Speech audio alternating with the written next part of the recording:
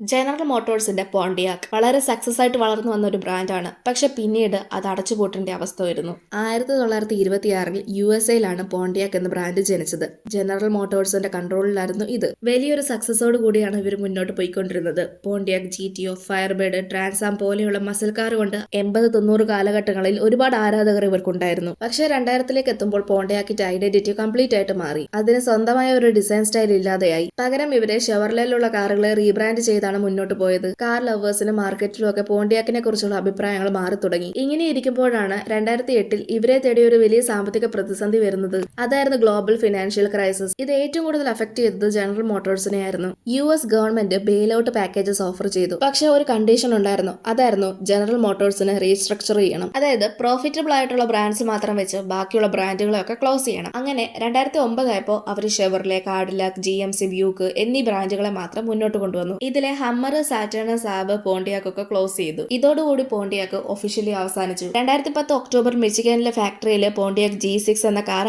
ആരും അറിയാതെ അവർ ബിൽഡ് ചെയ്തെടുത്തു. അതായിരുന്നു പോണ്ടിയാക്ക് കാറിന്റെ തന്നെ ഏറ്റവും ലാസ്റ്റ് പീസ്.